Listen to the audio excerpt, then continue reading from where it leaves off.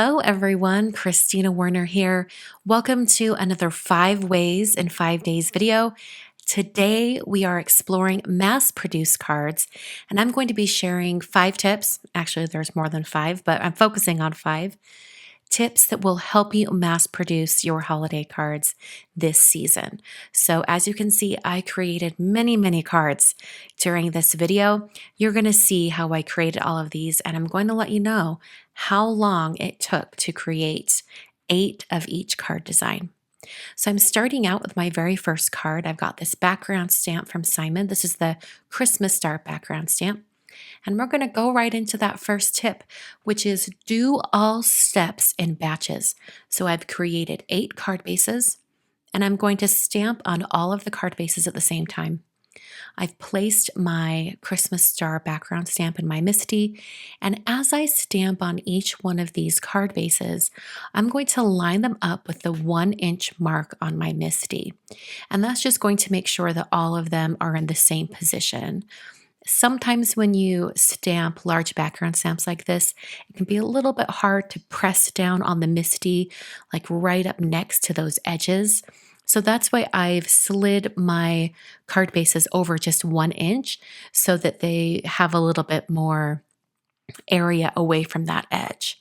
So I'm going to stamp this down and I'll have my very first card base done. So this is the color ink flannel from Simon, and I'm just going to stamp that down really well. Now, as you can see, as I move on to my second background, I'm going to slide it up to that 1-inch mark once again. So I'll ink up my stamp, and then I'm going to stamp down. Now, like I said, that very first tip is to do all steps in batches. So I'm going to quickly speed up the video footage so you can see my very fast hands go through and stamp all of these backgrounds. I'm going to be creating 8 of every single card today. So I'm just speeding through all 8 of these card bases. So now that I have all 8 card bases stamped and ready to go, I'm going to start working on the main focal point or element on my card. I'm using the Ornament Options Stamp and Dies from CZ Design. This is such a great set. And I'm going to start with die cutting the pieces first. I'm using matte silver cardstock from Simon Says Stamp, and I've also got 2 other colors of cardstock that I'll be using. I'm using soft navy and green leaf. Now here comes the second tip for today's video. You're going to maximize any tedious steps. So because I only have 1 die of each of these designs, I'm going to die cut as many of the dies as possible. So I've trimmed down my cardstock pieces to be smaller so I can fit them both on one go of my die cutting. And after I have one of those done, I'm going to set things aside. I'm going to start stacking these in piles. And I want to make sure that I keep all of the little tiny pieces, including these 3 little berries that I'll be using later that are cut out of silver. So I'm going to put this through my die cutting machine the second time, and I've got that big opening from one of the ornaments. So I'm going to take my green leaf cardstock and just put that right in there, and it will cut the leaves at the same time. So I'm going to run through all of these through my die cutting machine until I have 8 of every single design. Now, I wanted to give you this tip that I'm using this tool from Gina Designs. It has a craft pick on one end and then a wax tool on the other, and it's just great for picking up little tiny die cuts like this. I'll be using a little bit later when I adhere those berries. So now I'm going to do the stamping on my die cut pieces. And this is my third tip for today, and that is to use templates for stamping. So you're only going to have to line up your stamp once, and then you can puzzle piece all of your die cut elements into the outer area of the cardstock. So I've positioned that stamp just once, and then I'm going to stamp it on each one of the ornament pieces. Now this is the back wall of the ornament. And so I'm going to stamp it here, and then I'm going to be putting that silver accent on top. I've used an anti-static powder tool on the cardstock, and then I'm stamping down with some Versamark ink on my stamp. So I'm going to set each one of these ornaments aside, and the Versamark ink does really, really well since this is some really quick stamping, and I'm able to stamp all 8 of the ornaments and set them aside, and the ink doesn't dry. Now, I was really pushing it by doing 8 of these. I don't know that I would recommend doing any more than these 8. In fact, later on, I think it's on card number 2, I noticed that one of the first ones that I stamped with Versamark were starting to get a little dry. So to be safe, you could even do it in sets of 4. So I'm applying some sterling embossing powder from Brutus Monroe, and then tapping off the excess and heat setting that with my heat tool. And I do all of the embossing in one go. After I apply the powder, I'll go ahead and melt it. So I do the stamping first in one batch, and then I do the embossing powder and heating in one batch as well. And I just went through all 8 of these really, really fast and easy. Holding the ornament with my tweezers was a great idea, kept the heat away from my hand, and it was just easier to hold the elements. So now I'm going to start adhering these little silver outlines onto my ornament piece. And I'm using some liquid glue for that. I'm using Honeybee Precision Glue today, but there are lots of great liquid glues in the Simon's shop. And I'm positioning that over my ornament. Now, these ornaments got a tiny bit warped when I was heat setting them, and they were a little bit hard to put these silver outlines on. So I decided to temporarily adhere these ornaments to a sticky mat from My Sweet Petunia. It usually goes in your MISTI for stamping, but in this case, it held the ornaments perfectly in place so that I was able to position these die cuts right on top. And it was like having an extra set of hands holding those die cut pieces down for me. This was a great method for adhering all of these die cuts. And after I adhered each one, I then stacked some acrylic blocks on top. And just that added weight kept everything stuck together until the glue was dry.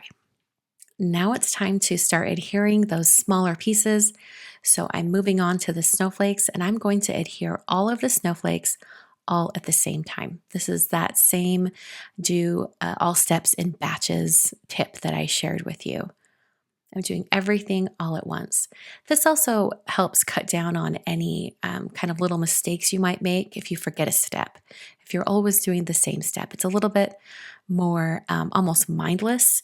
After you have your card design figured out, you can, turn on a Christmas movie or something like that and just get to gluing all of your pieces together. Putting on that last snowflake, and then we're going to go right into the green leaves and the berries. So I decided to put just one little dab of glue on the back of the green leaves and put it directly onto the ornament. And I decided to only put glue on the center of the leaves because then I don't have to worry about any of those edges hanging off the ornament. So when it comes to adhering these berries, it's super easy and simple if you do a little bit of prep work. I turned over all the berries on my work surface so that they would be face up. And just makes it so that when I start adhering the berries, I can pick them up with this tool and put them down onto the ornaments. I just put 3 little dots of glue on the top of each ornament right over those leaves, and then I can pick up the berries and put them on top of the leaves. This went super, super fast. I love doing stuff like this. It makes me feel like I'm being so efficient and quick. So after I adhered all of the berries, I then very carefully removed my ornaments from the sticky mat. And the sticky mat is just enough stick to hold them in place. It worked out great. So now I'm going to be adhering all of the ornaments to the front of my card. So I'm going to cut all of my foam pieces. This is some Simon Says Stamp foam tape. I'm going to cut all of those pieces in batches as well, and that's going to make it even faster to adhere all of the foam. This could be one of those really tedious steps, but if you cut out all your foam at the same time, it makes it go much, much faster. So just kind of get an idea of what length of foam you need and then start cutting. Now for the very top of the ornament, I decided to cut very thin strips and then just apply it to the very top of the ornament. I then took the release paper off the back of the foam tape and adhered it down to my card front. It helps to have a small canister or a little box, kind of like a tabletop trash can, to catch any of those papers as you remove them. This went super fast and easy. Now, when I speed up the video here, I wish I could craft this quickly. Wouldn't that be great? But even so, I finished this first card, making 8 of them in 1 hour and 10 minutes. I think that's really, really great. I think if I would have only made one of this card, it would have taken me at least 40 minutes. So it was just an extra 30 minutes to have 7 more of these cards. This one goes together really, really easy because of the background stamp, the die cutting, and then the stamping using that template. So now we're on to card number 2. And I'm going to do a little bit more of a technique with this one. I thought I would do a watercolor background, but I'm going to show you how you can maximize your techniques. So I've got some Canson XL watercolor paper here, and because I'm doing 8 card fronts, I have 4 big pieces here, and then I'll cut them in half later. So I've taped all 4 down to a hard board, and then I'm using a large paintbrush. This is a number 14 round brush from Zen, or Royal and Langnickel Zen line. And I'm using the brand new Lumberjack Plaid Distress Ink Reinker. This is a great red. It's perfect for the holidays. It's a very nice, cool toned red. So I've put a bunch of that ink down onto my watercolor palette. This is a watercolor palette from Art Impressions. And I've also taken some paper towels, and I have those on hand. Taking my sprayer, my distress sprayer bottle, and I'm wetting my watercolor paper. And then I'm grabbing my brush, dipping it in some water, and then I'm going to start painting.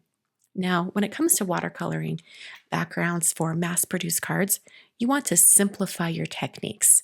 So I'm simplifying that today by only using one color and by having, instead of 2 different sheets here for 2 different card fronts, I just have one big sheet of watercolor paper that I'll cut down later. So that's how I simplify this technique. So I'm speeding up the video here so you can kind of see me tip this in down to the side and up above so that it really encourages that paint to move around. Now, when you're doing these watercolor backgrounds, I thought I would just share a little tip with you that I figured out, that if you want to have a lot of variation in color, you want those white spots to come out, you want to leave quite a bit of white space around your color. So on this next one, this is my second panel, I don't leave very much white space around it. And so a lot of the white kind of gets lost. And you'll see here that it turns very, very, very red. There's not very much variation. It's still beautiful, and I still love how it turned out. But if I would have just left a little bit more white space, I think I'd have a few more areas of interest, but not a huge deal. So now with that knowledge in my mind, I'm going on to the third panel. And this time I'm going to leave lots of white space. And I do get a lot more variation in color. Just some really fun areas with the colors wicking away and moving around. I'm using my heat tool to stop the color moving. And I'm not completely drying the watercolor panel by any means. I'm just drying it enough to stop the color. So for my fourth panel, I've left lots of white space, and it's giving me those really awesome streaks of strong color moving down the watercolor paper. I think it looks really, really neat. I'll hit that with my heat tool to stop the color moving, and then I'm going to set it aside to dry a little bit. So I decided I wanted even more interest on these backgrounds. Of course, you could leave them the way they are, but I wanted a little more interest. So I'm taking my spray bottle and spraying my hand and then flicking my hand over the watercolor paper, and that's going to just put water droplets down onto the paper. Now, distress ink is water reactive, so as I put this paper towel on top, it's going to pick up the ink beneath it. It's almost like it bleaches the paper. It's such a fun technique, and it's one of those wow moments that I absolutely love. So I'm going to be doing this to the other 3 of my backgrounds, or I should say panels, because this is going to create 8 backgrounds. Here's that one that was my second panel that was really, really plain. It didn't have much interest. Just by adding these water droplets, I get a whole lot more interest on it. I added some more water droplets onto my third panel, dried that just a little bit, and then I'm on to my fourth panel. And I'll do the same thing, just picking up all of that color. So I've just dried that just a little bit, and then I'm going to set it aside and let it dry completely. While the panels are drying, I'm using the Laurel Leaves background plate to cut out a bunch of detailed gold pieces for my cards. So I'm going to be using some matte gold cardstock from Simon Says Stamp. And because this is a cover plate that's the entire size of the card, I am going to have to cut my gold cardstock to be slightly larger than the cover plate. And because of that, you're probably only going to get 2 out of 1 sheet of cardstock. So I actually used 4 pieces of cardstock and I saved all the big pieces and put it back into that pocket so I could use it for later. So now I have this beautiful gold background piece and I've cut out all 8 of them. So my watercolor panels are now completely dry. So I'm removing them from the boards and I'm going to start cutting them down so that they're the right size to work on my card. So I just went through and trimmed all of those down until they were the right size. And then when it comes to adhering this gold piece, I came up with a method that worked fairly quickly. I just added some dabs of glue on the back of each of these leaves and went all the way around in a clockwise fashion so I didn't miss any of them. And then when I got back up to that top corner, then I did one continuous line of glue going all the way around those very thin edges. I wanted to make sure that I had glue on each one of these edges so it wasn't going to peel up or anything since it is right on the edge of the card. Now, instead of turning this over and placing it onto my watercolor panel, I turned over my watercolor panel and placed that right over the top. And that just keeps that very delicate and almost flimsy die cut. It keeps it right down on the surface so it doesn't move around. It was just a little bit easier to adhere that way. So after I adhered every single one of these, I put some acrylic blocks right on top just to hold it down. Now this was a little bit tedious, but I knew the impact of this would be worth it. So I went through and I adhered all of these leaf backgrounds to my watercolor panels. Now the watercolor panels weren't cut exactly perfect, which is okay. I came back with a T-square ruler and a craft knife and just cleaned up any of those edges that weren't matching up just right. So now I'm using 2 different stamps. I'm using the Mixed Labels Stamps and Dies from Simon and also the Holiday Greetings Mix 1 stamps. And I'm going to be stamping or die cutting and stamping a label to go on the front of my cards. So I've cut the label shape out 8 times. And I've also cut one panel to be a template, similar to what I did for the very first card. So I'm grabbing my label shape die and I'm going to be positioning that just kind of over the grid paper in my MISTI. And I'm first just going to stamp that down. I'm going to use that same flannel ink that I had out on my work surface. This is just to help us get the positioning just right. It could be whatever color you want. So now I have that on my grid paper. So I'm going to take my little template and I'm going to line it up right over that label shape. And then I'm going to tape it down to my grid paper in my MISTI. And this is going to make sure it doesn't move around and so it stays there for all of my stamping. When it comes to the greeting, I'm using this Merry Christmas that's in the Holiday Greetings Mix 1 stamp set. And I've stamped that onto my grid paper. And then I have a second template that's going to be up here at the top. And I've taped that so that it's surrounding that stamp just perfectly.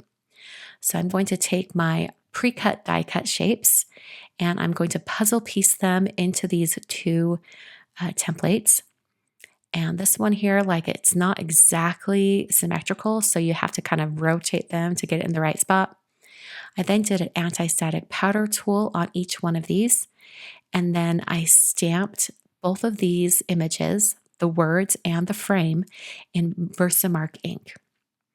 So I'm going to stamp the first initial stamping just like this, and then I'm going to need to swap the templates that each one of these are in so that then I can have the frame around the words and I'll have the words inside the frame. So I'll just swap these really carefully, trying not to touch much of that cardstock, and get those puzzle pieced in perfectly. And then I can ink up my stamps once again, and then I can stamp down onto those pieces. And that finishes up the design on those two pieces. So I'm going to take them out of my MISTI and just place them off to the side while I put two more pieces inside and do all of my stamping. This was a little bit tedious, but it made it go so much faster to have both of these going at the same time and just swap positions so that I get both the frame and the greeting inside each one. So when you're doing some tedious stamping like this, just think ahead and like, how can I use a template for this instead of stamping everything and then die cutting? So then I used my tweezers to hold each one of these labels so I could adhere some gold embossing powder. This is gilded embossing powder from Brutus Monroe, and I just sprinkled on that gold embossing powder and then tapped off the excess and then heat set all of these. And this process went really, really fast. And like I mentioned earlier, because I had done kind of two stamping on each one of these, it was almost like I stamped 16 different times. Well, I guess technically I did. And because of that, by the time I got to the very first piece that I had stamped at the beginning, it had started to dry just a tiny bit, and it's this one right here. So it's still legible, but it doesn't have a complete stamping. So I would just recommend maybe doing this in batches, do 4 of them, and then heat emboss, and then melt the embossing powder. So now I'm just going to assemble my cards, and I'm going to be putting the adhesive on the card base, and then putting my watercolor and die cut panel right on top. And that just gets it lined up just right. And then I'll press down with my fingertips all along those edges. This went super, super quickly. It was just a matter of adhering. This is one of those steps that after you have everything done, you could have a helper or someone with you do all these steps, because this is a fairly easy step. And that's another great tip. I didn't include it in a little call out on screen, but go ahead and enlist any helpers you'd like. That's a great tip. So like I did on the first card with the foam tape, I'm going to be cutting this foam tape in batches and applying it to the back of my label pieces. It's so much easier to apply all of these at the same time. It goes so fast and easy.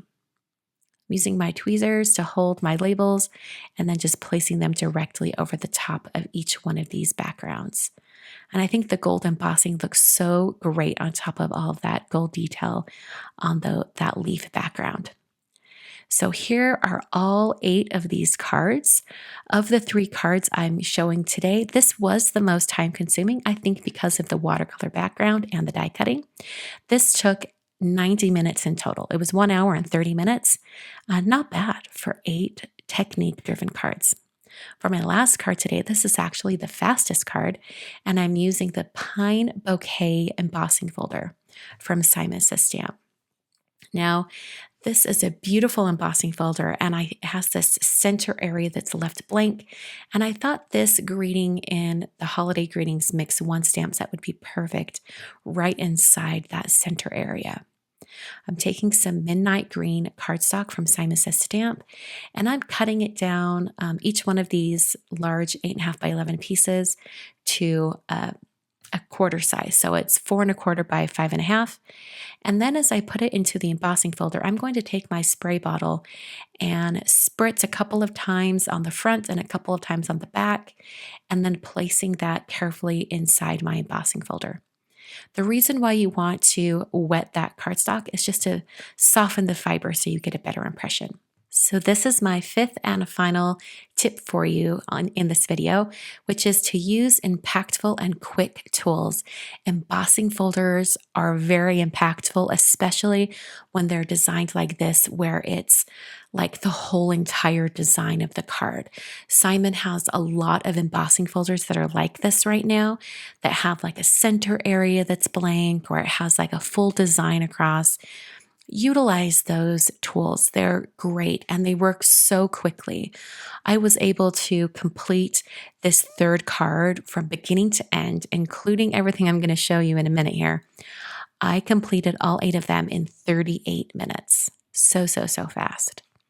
So because I did spritz these with a little bit of water, they do need to dry completely. You can let them air dry, which is fine, but I just used a heat tool to speed along the drying process. I then put each one of these into my MISTI, and only with the first one did I need to position the stamp, but I positioned my grading right in the center of that embossed area. I applied my anti-static powder tool, just sprinkled that on and brushed it, and then I used my Versamark ink pad to stamp my grading. Now, my plan is to use some gold accents on the outer portion of the card. So I'm actually going to do white embossing powder for my grading. And because I kind of learned my lesson with waiting a little bit too long to apply my embossing powder on the previous card, I split this into 2 batches. I stamped 4 card fronts and applied alabaster embossing powder from Brutus Monroe to each one, and I heat set them one at a time. And this went really quickly. Having it in batches of 4 worked out really well. So that is how I went through all 8 of these backgrounds, or I should say card fronts, because this is essentially the entire card front. So I heat set all 4 of those. And then I went back and continued my stamping and heat embossing for the 4 remaining card fronts. And this time, instead of doing all of the stamping at once, I decided to stamp and emboss all in one go so that I would get a really crisp impression with the white embossing powder on these backgrounds. I don't know that it really is that much of made that much of a difference, but it did seem to go a little bit more smoothly, and I didn't have to worry about having all of these sitting out on my work surface. So now I'm going to use some lunar paste from Simon Hurley. This is the color Gold Rush. This is a really fun technique that Simon has shown on his YouTube channel, and Jennifer McGuire as well. And I'm applying this lunar paste with a foam blending tool. That gives it a really small amount that's applied, so it's not too heavy. And I'm just emphasizing all of that beautiful texture from the embossing folder. And it also just gives it this cool kind of burnished metallic look. I think it's so pretty. So I'm speeding up the video footage here so you can see me apply it on all of these. I think it's just so stunning and impactful. And for this card basically coming together in very short amount of time, I think this looks just stellar. If you wanted to, you could even go through and add, some metallic paint on some of these flowers, kind of emphasize in different areas. I think little pops of red would be absolutely beautiful on this very detailed background.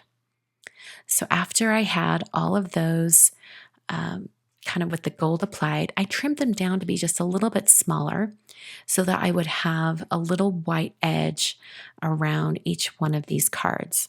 So I applied my tape render adhesive. This is some Tombow Extreme adhesive right to the edge of each one of these, and a couple of lines right down the middle, and then placed it directly over my card front.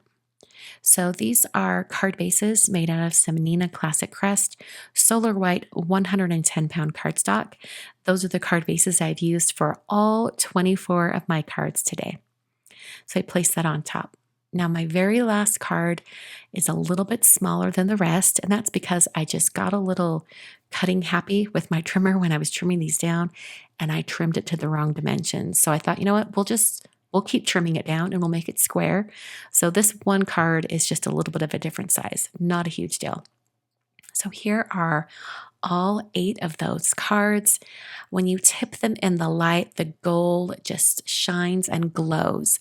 It's really, really beautiful, and it emphasizes that embossing folder. So here are all 24 of the cards that I've completed today. I'm doing some quick math in my head. In total, this was about 2 hours and 20 minutes of card making, and I have 24 cards to show for that. I think that's pretty great. So when you go to mass produce your holiday cards this year, don't be afraid to make multiples of any of the cards you really, really love. In fact, one of the things that I do quite often is after I finish one card and I really, really love it and it went pretty quick, while I still have those supplies out, I will go back and make multiples of that card. I think that's a great way to go about with this, especially if you're like me and you make a lot of different card designs during the holiday season. Thanks for joining me today. All of the supplies that I've used today in this video are available at simonsthestamp.com. Thanks for joining me today. I'll see you guys in another video very soon.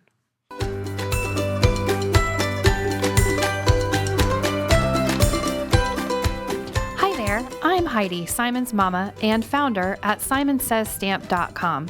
Thank you so much for watching our video. If you like what you just saw, be sure to press the thumbs up and subscribe to see more great content.